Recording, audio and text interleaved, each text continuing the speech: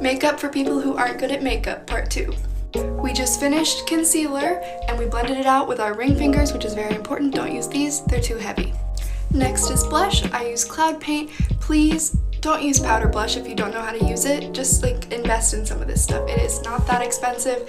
It's glorious. Please get it. A little on your ring finger, like literally nothing, that much. Go like this and dot it.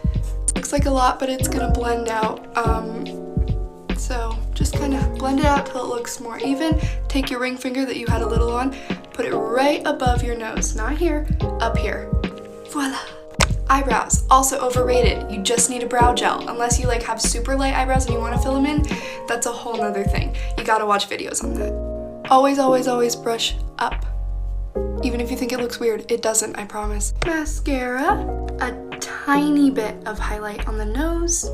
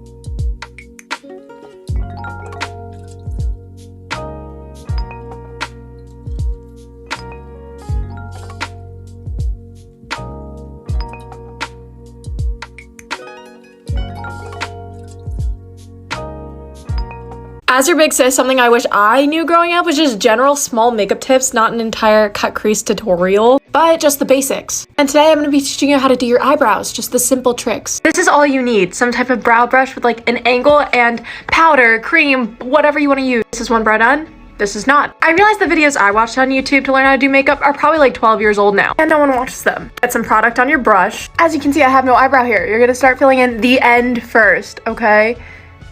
Like that. Just follow your natural brow. And you want to drag it out till about there. Just line it up with the edge of your eye. Ow. Then this is just what's worked best for me. Skip the middle and go straight to this side. And you're just going to draw a bottom line. Then from that bottom line, just flick up a few times and get your arch. And never forget to brush through at the end. That's literally it.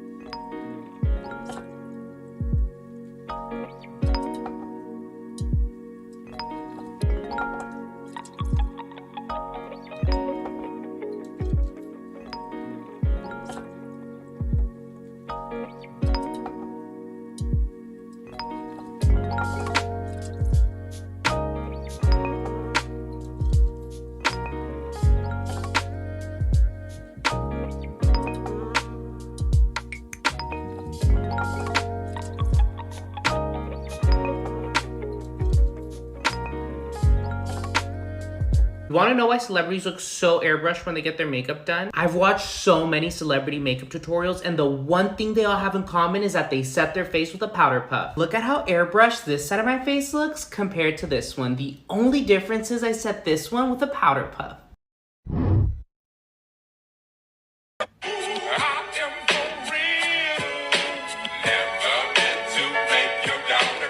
This actually makes perfect sense to me. Lip balms are usually formulated with petroleum jelly, beeswax, or cocoa butter, and that means they're emollient. So they are the perfect mixing medium for pigments.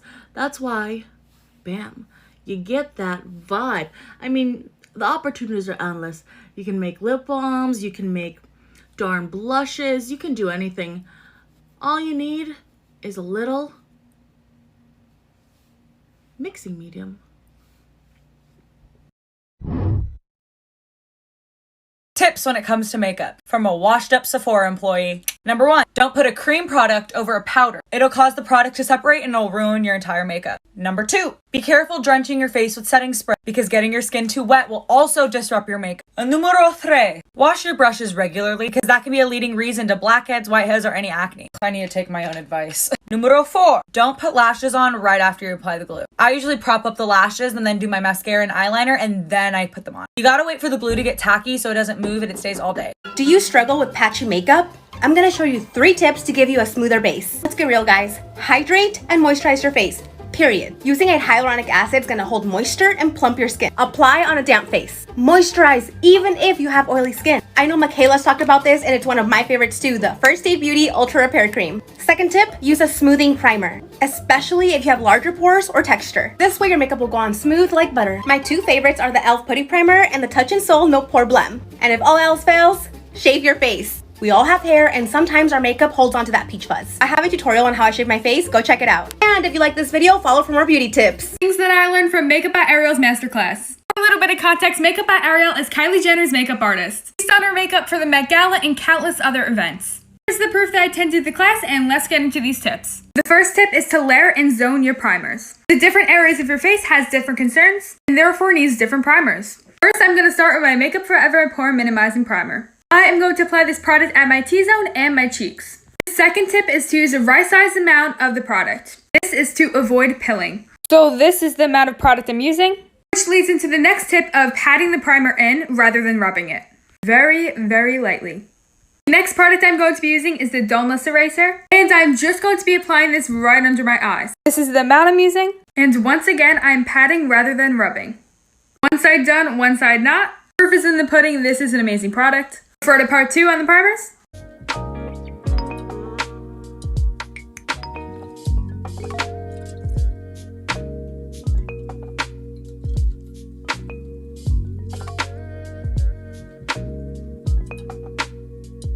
Viral makeup worth the hype. The e.l.f. Putty Blush is literally the best drugstore cream blush I've ever used. If the Good Apple foundation made you look like an oil slick, you need to try the Milani Cream to Powder foundation. It has full coverage with a matte finish. Maybelline's Age Rewind concealers are having their moment again, as they should. They are so creamy and make your under eyes look flawless.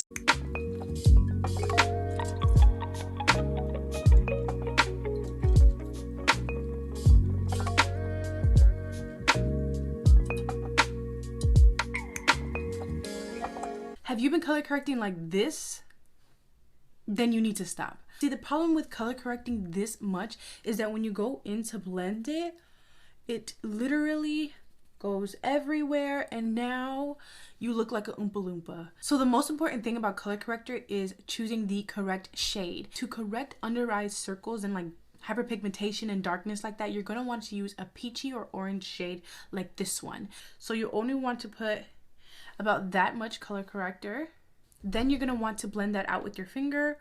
Just like that, you can already see that the hyperpigmentation underneath my eyes are toned down. So the next important step in color correcting is setting your color corrector with powder, okay? When you don't set your color corrector with powder, then it's going to blend into your foundation, your concealer, whatever you're putting into your eye, and boom. Look at that. I haven't even put foundation, I haven't put concealer or anything on, and it already looks so good. 3 makeup tips I wish I knew before I started doing makeup. My first tip is to always take your cut creases above your crease. The second tip is to always match your foundation to your neck. This foundation is slightly dark for my face, but it matches my neck perfectly. And the last thing is stop using makeup wipes. Instead, use a cleansing balm to take off your makeup. They're better for your environment and way better for your skin.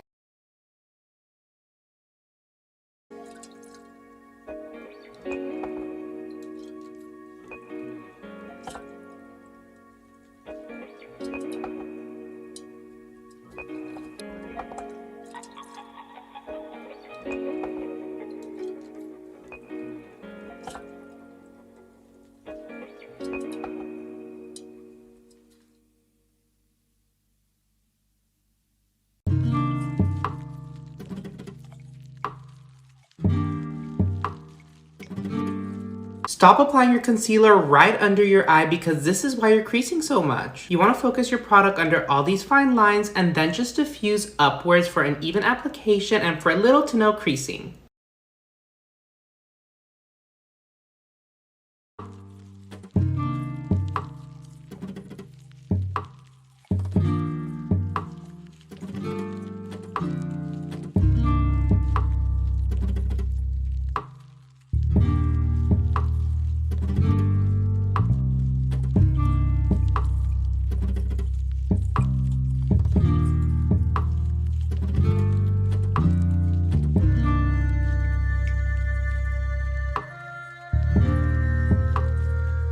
This is a tip for all my makeup lovers to help you save some money, coming from a pro makeup artist.